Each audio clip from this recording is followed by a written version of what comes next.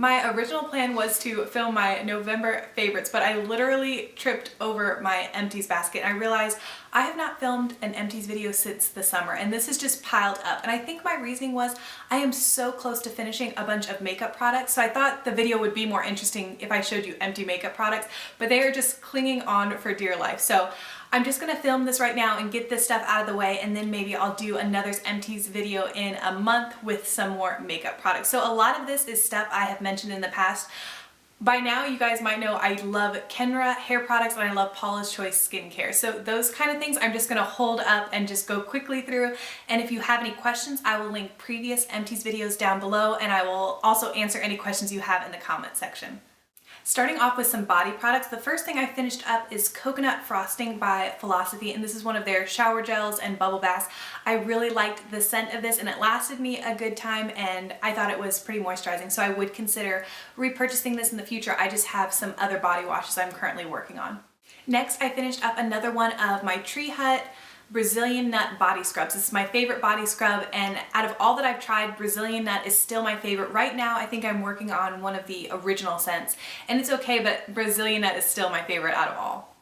In the one glossy box I got, I received this Ahava for sensitive skin velvet cream wash, and this smelled amazing, and I thought it was extra moisturizing, and I really liked it. I went and looked at Ulta, but a full size of this is like $22, so I didn't purchase it, but if I ever got like an Ulta coupon or something like that, I would consider, and I thought this was a really good size for the glossy box, and it let me use it enough to know that I really did like it.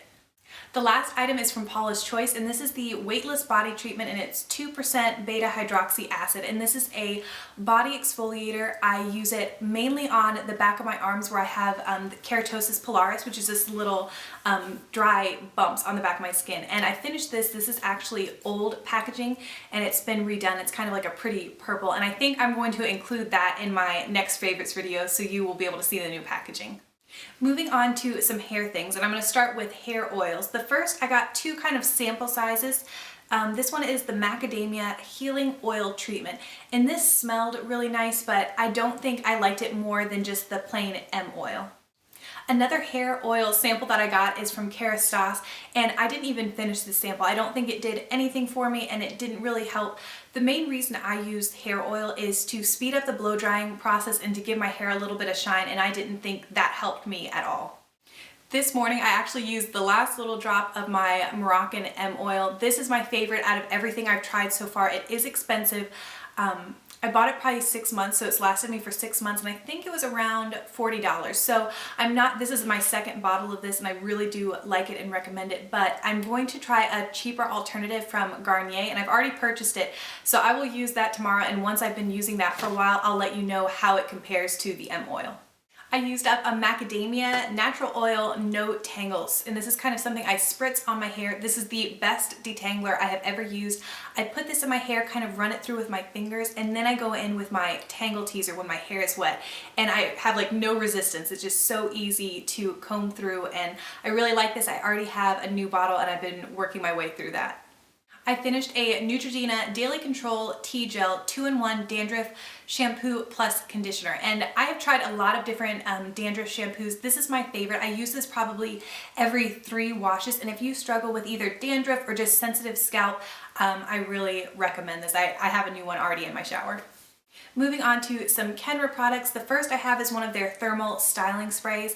This is a heat protectant, but it also makes my waves or curls or volumes last all day. I used up 2 of the Kenra 25 volume sprays. This is my favorite hairspray. I also finished 2 of the Aquage uplifting foams, and one is just the normal size, and then one was a little bit, I think it was like a value size. So this is what, like I use this today to kind of give me some volume up my crown, so I just apply it right here at the roots. Moving right on into skincare. Remember, I haven't filmed one of these videos since the summer, so I do have a lot. These are the Almay oil-free makeup remover little pads. I use these for removing my eye makeup, and so I have 3 bottles of those completed. My favorite makeup removing towelettes are also from Almay, so I have 2 of those.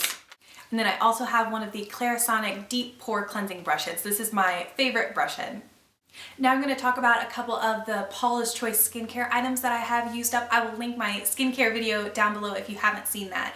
First, I have the Clear Normalizing Cleanser. I use this morning and night, and all the Clear products have also been repackaged. So I think once I use up all this current packaging, I will kind of do an updated skincare routine so that all the packaging is how it looks like if you would go and look on her website. I finished up 2 of the Targeted Acne Relief Toner, and this is 2% salicylic acid. I use this in the morning on a little cotton round. I also have one of the Paula's Choice Skin Balancing Daily Mattifying Lotions, and this is my daily SPF and antioxidants. Okay, I do have a couple makeup items, mostly mascaras. I used a Jordana Best Lash Extreme Volumizing Mascara. This is the one that I bought for the $20 makeup challenge, and I already have another tube of this. This is wonderful. I think it's $2.99 at Walgreens, so I highly recommend that from Jordana. My favorite everyday, just kind of defining mascara is the Organic Wear from Physicians Formula, and I will definitely be repurchasing this, although I did see somewhere a picture that there is new pink packaging and it's supposed to be like falsies, like extra volume. So if I can find that pink packaging, I might try that one, but it's the same kind of leaf design, just different color. I have 2 sample mascaras that I used up. The first is the Makeup Forever Smoky Lash. I love this mascara. I have another sample that I'm working on, and then in my little backup drawer I have a full size that came in a Makeup Forever kit. I redeemed 100 points at Sephora for the Givenchy Noir Couture mascara, and this is the one that has like kind of like the 3 little balls at the end, and I love this. I just don't, compared to some of my others like the Jordana Best Lash or the Makeup Forever Smoky Lash, I just don't know if it's that much better because this is quite an expensive mascara, but I would consider purchasing it sometime in the future. Sadly, I dropped and shattered my brow duo in the shade Redhead from Radiant Cosmetics, and that was a sad day, but I went ahead and placed an order, so I have a new one that I'm working on. I'm not a huge fan of the Stila lip glazes, but I got one in a kit probably a year and a half ago, and it's in the shade Guava, and I actually really liked it. It was a very natural, summery, pretty lip. These are very sticky, but for whatever reason I used this all up and I liked it. I probably won't be repurchasing any of the Stila lip glazes though. There's just some other from high end and in the drugstore that I prefer.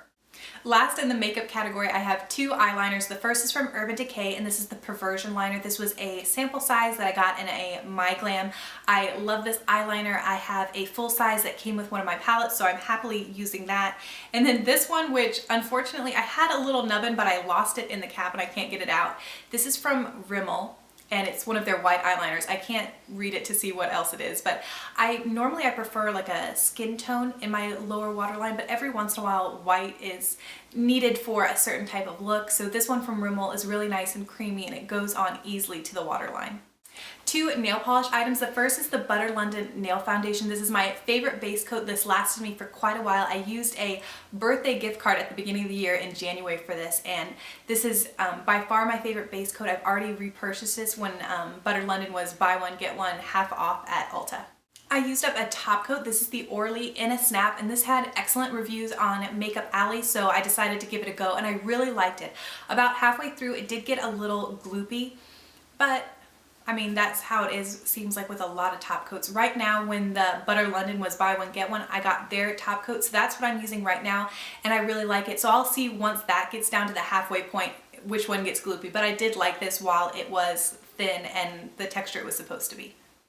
Last, I just used 2 perfume samples. The first is Coco Mademoiselle, and this was a little sample that a friend sent to me. And then also I redeemed 100 points, I believe, for the Miss Dior Cherie perfume. And I just loved this little bottle. I thought it was so cute. And actually during the VIB sale, I was going to purchase this. That was one of the things I was thinking about, but I couldn't find Miss Dior Cherie, so I'm not sure if that's something that they don't make anymore. I'm not sure. So if you know, I would be interested to hear what the story is with that. Those are all my empties since, I think, I'll have to look, but I think I filmed like my last empties video at the end of July. So that was quite a long time. I probably won't go this long in the future without filming one. And I do have some stuff that I'm like right on the brink of filming. So maybe in another month or 2, I will film another's empties video. I know I went very quickly, so if you have any questions, please ask me down below and I will do my best to answer them. Thank you as always for watching, and I will see you in my next video. Merry Christmas.